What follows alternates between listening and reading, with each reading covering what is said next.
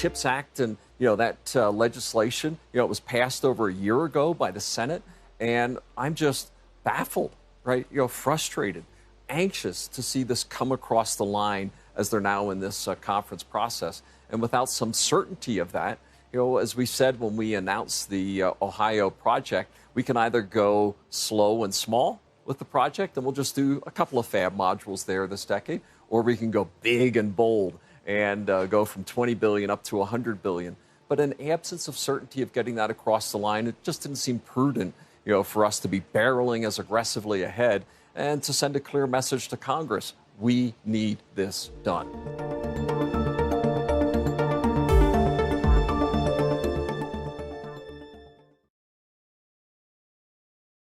Welcome to Washington Post Live. I'm David Ignatius, a columnist for the Post.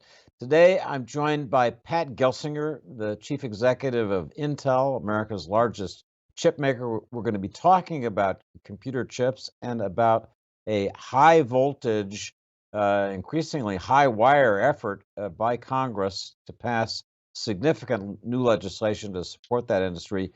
Pat Gelsinger, welcome to Washington Post Live. Hey, David, great to be with you today, and it was great seeing you at Sun Valley last week. So, what a pleasure to be able to follow up again with you today. Thank you so much for letting me join you all. Well, it's great to have you. Pat, if you'd begin just by giving our audience a brief 30-second explanation of what these computer chips are and why they're so important for our national security, for American industry, and our competitiveness. Yeah, and semiconductors, a 50-year-old now industry, $600 billion invented on American soil, right? Out of DARPA and AT&T, and now this industry is now pervading everything. As I say, computing, connectivity, infrastructure, AI is permeating every aspect of human existence. And I would just ask any of the listeners, what aspect of your life is not becoming more digital? Work from home, educate from home, remote healthcare, our social experiences, our cars becoming autonomous and electric, every aspect of home electronics. My thermostat now has a sophisticated computer in it. Everything is becoming digital, and everything digital runs on semiconductors. So essentially, as I've said, where the fabs are for the next several decades is more important than where the oil reserves have been for the last several decades in defining geopolitics, economic, and national security. It's that important to our future.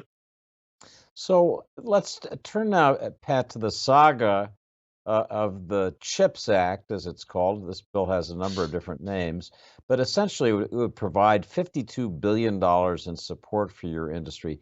Explain what difference that would make to your industry, to your company, in terms of your ability to compete.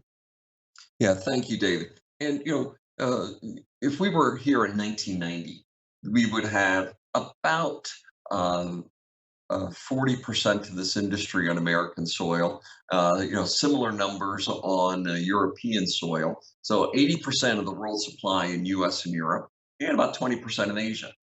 Fast forward to today, we now have 80% of this industry in Asia and just 12% in the US and just 8% in Europe. When did we vote to move this industry off our shores? That vote never happened. The votes that did happen were in Taiwan, Korea, China, where they put in place enormous incentive programs, industrial policy to attract this industry into Asia. And now we're acutely dependent on very few areas in the world for something that is essential to every aspect of human existence, our economy, our national security. And the chips period, as we went through the COVID, where we saw this spike in demand, all of a sudden, this huge dependency became transparent to everybody in the world. And if I was building a new fab in Asia, and a new fab module is about a $10 billion investment per fab module, enormous capital investment, it's about 30 to 40% cheaper to do it in Asia. Strong incentives, ecosystem, and other factors are associated with it. But by far the biggest is the capital incentives that are in place in those Asian countries. And what the CHIPS Act does, it levels the playing field. It simply gives us the incentives to build those factories in the U.S. that has us competitive. If you're going to put that kind of capital to work, you have to be competitive in the global market with it. So the CHIPS Act, creates capital incentives. And for every dollar that they put in, there's at least $3 that are unleashed. So it requires this multiplicative impact and a number of long-term research initiatives as well to keep us ahead in this industry for decades to come. About 40 billion in capital incentives, about 12 billion in research and R&D. And to me, it really is this fundamental shift that the U.S. goes from declining to flattening and starting to rise again. The moonshot I've suggested, David, by the end of the decade that we're 50-50, that we've gone from 80-20, 20-80 to 50-50 by the end of the decade. And the CHIPS Act is this critical moment that allows us to turn the tide of investment and rebuilding this industry on American soil. So let me just explain to viewers how this got snarled up politically.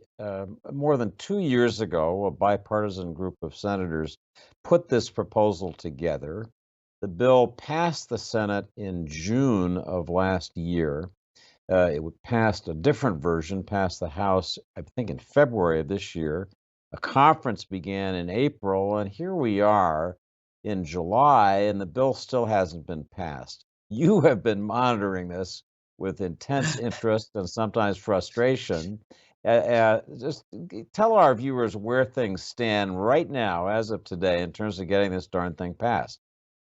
Yeah, and I've only talked to 3 senators today, so it's a busy morning already, and with Congress coming back, an important lunch, right? With McConnell and this Republican senators coming up today. So we are at game time on this right now, and today where it is USICA, the Senate version, right, competes the House version that's been passed. We've been going through this conference process, as you mentioned, David. And we are now down to sausage making, where most of the periphery, the ornaments, right, have been moved away. We now have a version of the bill that largely has passed this conference process. But unfortunately, McConnell has taken a strong view that, hey, I'm not going to let that move forward if the reconciliation bill continues to be pushed forward by Democrats. So it's become a bit of a political football. And we've made super clear to McConnell, to the Democrats, to the Republicans, that if this doesn't pass, I will change my plans. The Europeans have moved forward very aggressively, and they're ready to give us the incentives that allow us to move forward, without limitations, putting euros in our bank. And I think it's embarrassing that the U.S. started this process a full year before the Europeans, and the complex 27 member state Europeans have moved forward more rapidly. It's just implausible. But we're caught in this political sausage making process right now, David, that has it tied up really somewhat as a political football, because there is good support, Republicans, Democrats, bicameral, that CHIPS needs to get done. It is economic and national security imperative, but we're stuck in a complex political process. And this is where hey, I need help from this audience. We need this done now. You said at the Aspen Ideas Festival just a couple weeks ago, please don't dither in Congress over petty partisanship. But as you say, that's exactly what's happening. I'm just curious about the pressure that you and other industry leaders who care deeply about this can bring. I'll just quote for our viewers the tweet from Senate Minority Leader McConnell. Let me be perfectly clear. There will be no bipartisan USICA, that's the Senate name for this CHIPS bill, as long as Democrats are pursuing a partisan reconciliation bill. In other words, it is, as you said, very much tied up in political bickering. How do you break through that if you're somebody like you who cares about the bill?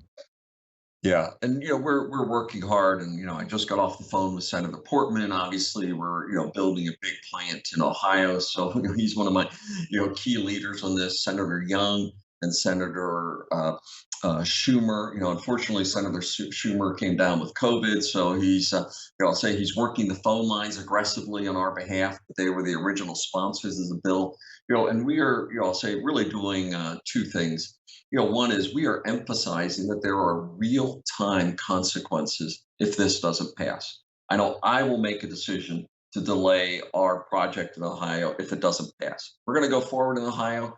But as I said, the speed and the size is dependent on U.S. industrial policy to make this happen, and that's embodied in the CHIPS Act. But I firmly believe, and having talked to CEOs of many of the other semiconductor leaders in the company, that our two fabs, but at least three other fabs are dependent on this getting across the line. So do we want 5 fabs built in the U.S. getting underway this year, or do we just want everything being pushed out, to either Europe or Asia and further delayed? So we are emphasizing the urgency that this must pass right now. It has meaningful consequences economically. We're also bringing our national security allies in very aggressively. Also, industries like the auto industry, Jim Farley, Mary Barra, emphasizing to their congressional leaders. I've even asked Mary, I says, hey, every Kentucky car distributor needs to be calling McConnell's office today, right, to emphasize that this cannot be a partisan football. So we need to bring political pressure, but we also have to realize, hey, compromises. We're ready to negotiate. We're working, and that was a lot of my conversation with Senator Portman just now, is what are the options? How can we create a skinny bill that has less issues and good bipartisan, bicameral support? And Pat, what would you say? You're obviously intimately involved in this process. If I had to ask you to make a bet as to whether this bill will pass, skinny version or whatever version, this month, because it's got to be done this month or it won't happen this year, what would your answer be? I'm an optimist by heart. I find it easier to live that way, David. So, I believe at the end of the day, you know, I'm greater than 50% that it'll get done in August, right? But, I have many others that say, oh, there's still a lot of risk here, Pat, to getting this done. And so I'm an optimist. I believe that, as one, political comment was, our democracy works when all other options have been exhausted, right? And I do believe that that may just be the case here, that, hey, we're going to have made it painful. We're going to have gone to the last second. But, we are telling every one of our congressional conversations, do not leave for August recess without this being done. So just to pull the camera back a bit, this bill is called in the House the America Competes bill, and I wrote recently that a better name for it, for the process that we're watching, is why America doesn't compete, because we seem unable to get this done. It's been more than a year since this was passed by a bipartisan majority in the Senate. Let me just ask you, as somebody who knows the country, our system well, what's going on here? Why are we unable to do something that there seems to be consensus bipartisan support for? Yeah, I think and I've somewhat thought through that question also in the context of why the Europeans could start a year later than us and now be ahead of us. Literally, our proposal for our German fab is now being reviewed for approval by the European competition community. Essentially, the ones who would be responsible for that in the U.S. would be the Commerce Department, with Secretary Raimondo. We're now in the final stages of approval in Europe. And I say, why has that gone so well, right, when this has gone so hard in the U.S.? And fundamentally, I think that the U.S. decided that industrial policy is bad. And where exactly that emerged and how that's emerged over decades now, that being involved in deciding where we want industries, do we want manufacturing on American shore? What do we care about for the long-term success of the nation? That is no longer appropriate for us, that we're going to be solely allowing that to free market behavior. And I'm a free marketer, and I'm let's compete in the global market, a globalist. But fundamentally, when for 3 decades we've seen nations, and this is number, in the top five of China's last five-year plan. So for 2.5 decades, this has been, the semiconductor industry has been in the top of their list. Taiwan has had industrial policy in place, Korea, Japan in these areas for decades. And we've just said, let free market reign. Well, when they're putting 30, 40, 50% incentives for these massive capital investments, free market leads to 80% shifting to Asia. It's a very natural outcome. And we've seen our supply chains where costs, Wall Street driven cost estimates are the only thing that matters. So we've gone to just in time, minimize cost.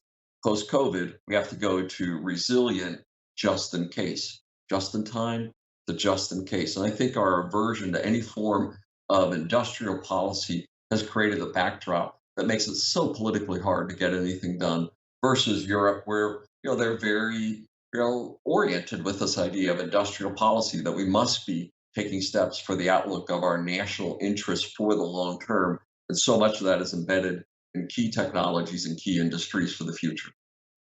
And just to ask the skeptical question that I'm sure some of our viewers have, why should our American taxpayers support an industry that's already very profitable? Understanding what you say about the competitive challenges, you're still in business on behalf of your stockholders, and you're doing pretty well by them.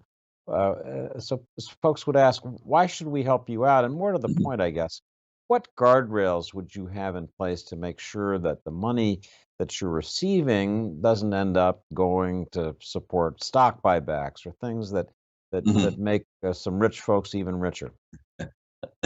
Yeah. Well, one thing I'm happy to say is when I showed up as CEO, I just thanked my predecessor for doing stock buybacks because he did enough that I'm never going to do any. So take that off the table. And we've also, right, certainly speaking from the Intel lens, I took, went to Wall Street and said, hey, I'm taking the free cash flow of the company negative, for the first time in over 3 decades. We just put it on the table for us.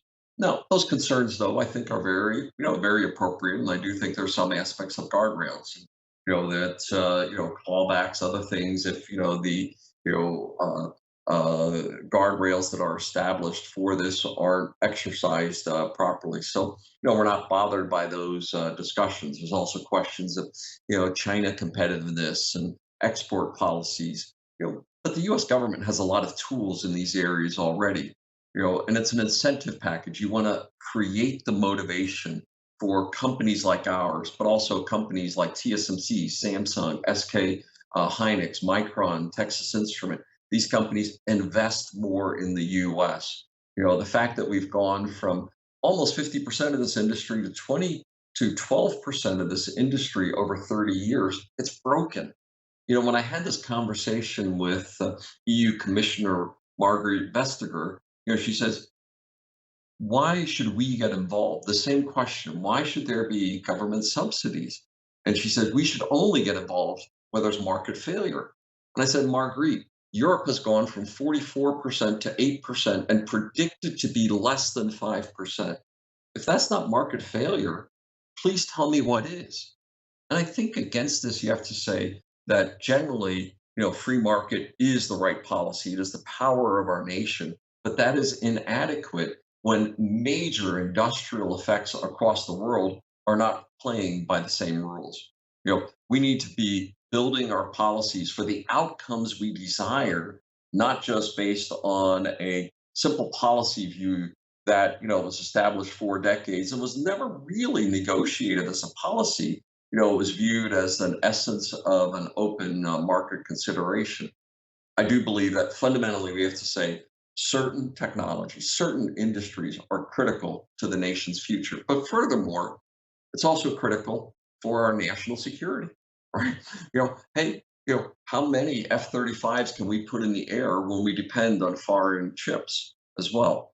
This matters. But also the economic implications of this.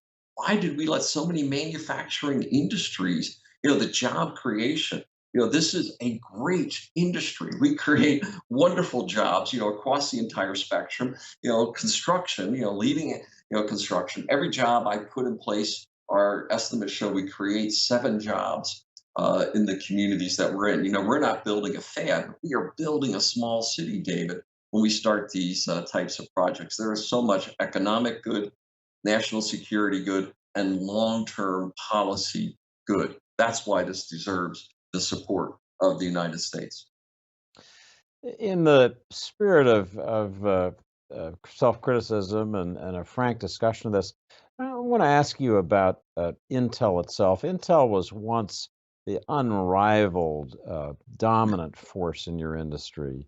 It created the modern semiconductor industry, and even given what you say about subsidies from abroad, part of the story of America losing its lead goes to companies like Intel and the management that preceded you. I'm not asking you to second guess your predecessors beyond the basic question of whether Intel's management let some of that incredible advantage we had slip away. It wasn't just foreign subsidies; it was mistakes that were Yeah, made at home.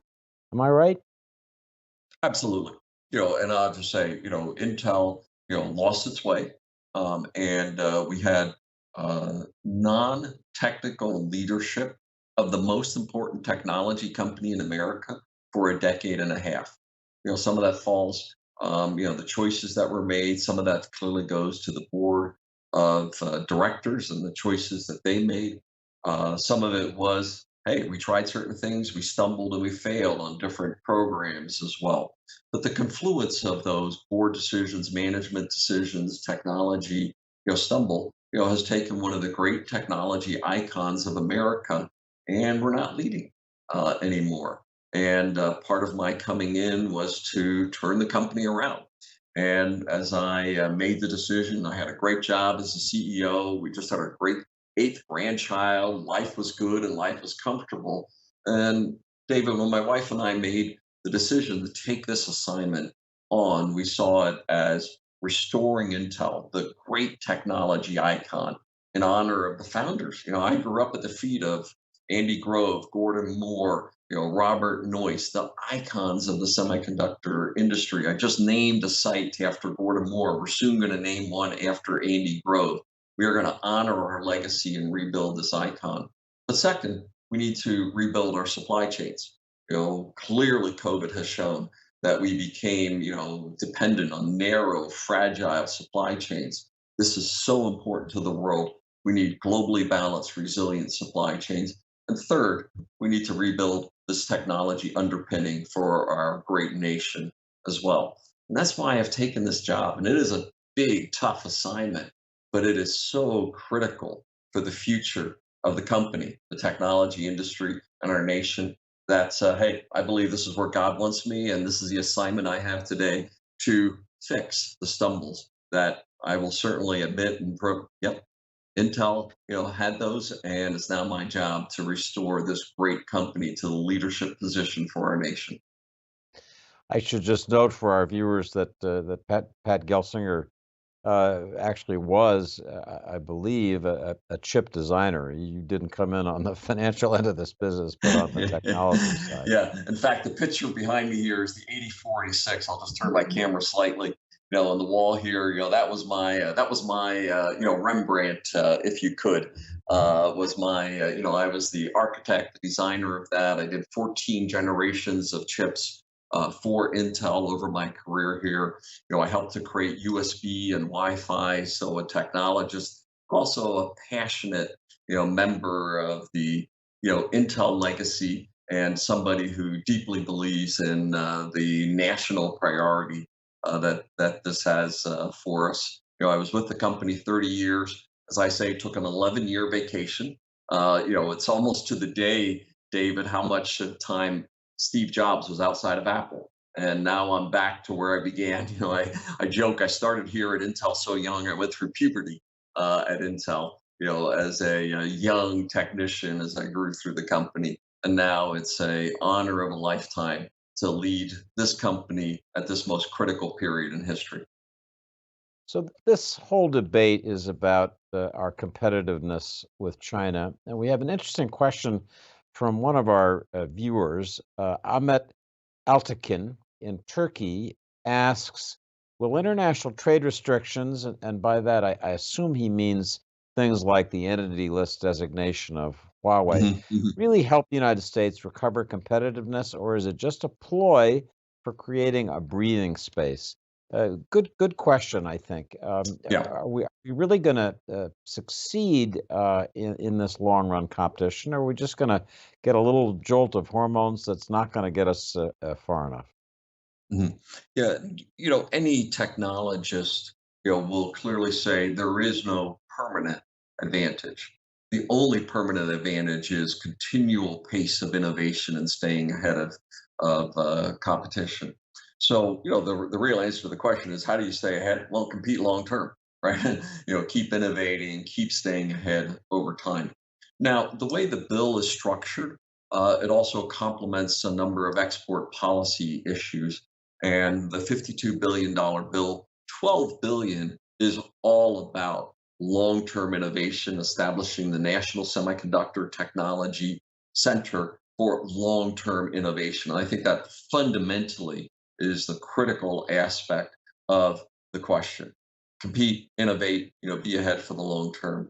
The capital incentives are, boy, we've been seeing this drift away. We have to reverse that trend, building factories, building capacity, having jobs in the US. But third is the export policy aspects. And I do believe this is a critical topic. I've had numerous conversations, for instance, with the president's national security advisors on this topic.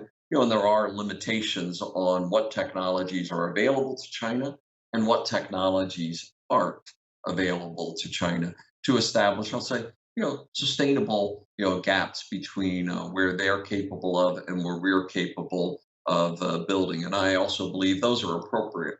And they're going to certainly be debated, and our export policies become, the combination, right, of technology limitations. But I'd also emphasize that we want to continue to have strong exports. We want every country in the world building on our technologies. And in fact, the more of our export they are using, the more empowering our export policies are. So it isn't to stop doing business in China, quite the opposite, do more business in China, but carefully manage the technology flow to China, consistent with our export policies. And we think that combination of things, long-term research, rebuild the manufacturing base, and carefully constructed export policies to maximize product, right, but carefully control technology form, export is the right combination.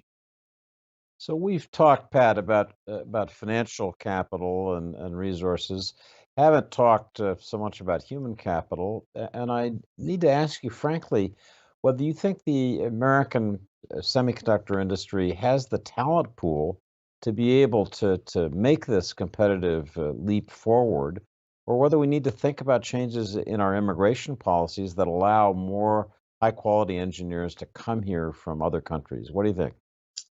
Yeah, and I think it really has to come to both of those. And the question on the first one is, are we graduating the engineers? Are we making this an exciting domain for young, talented individuals to enter into?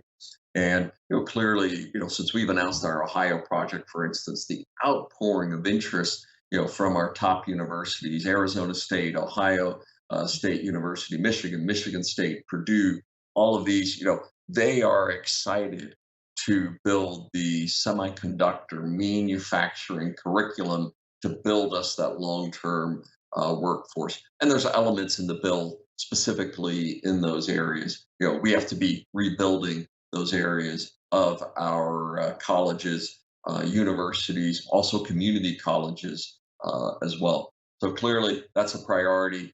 We've committed funding to that. We've committed, for instance, in the Ohio project, 50 million of funding, which is complemented by 50 million from NSF funding specifically on talent development.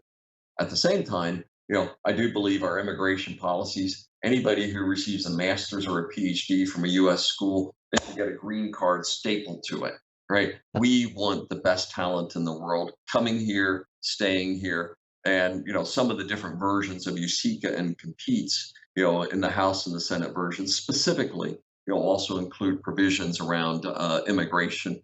I doubt that those will pass in this current form, given some of the earlier political comments, David. But this is a hot button for me. I want to have the best talent on the planet coming here, staying here, being trained here. We just have to make it much easier for that to be the case. So, Pat Gelsinger, the chief executive of Intel, thank you for a very frank and illuminating conversation about a big issue that's before the Congress and the country. Thanks for joining us. Hey, thank you, David. And anytime, any place you want to chat on any subject, I'm in. Thank you so Great much. deal. So, thanks to all of you for joining Washington Post Live today. To check out what interviews we've got coming up, go to WashingtonPostLive.com to register and get the information about our schedule and plans. We'll look forward to seeing you soon. Thanks.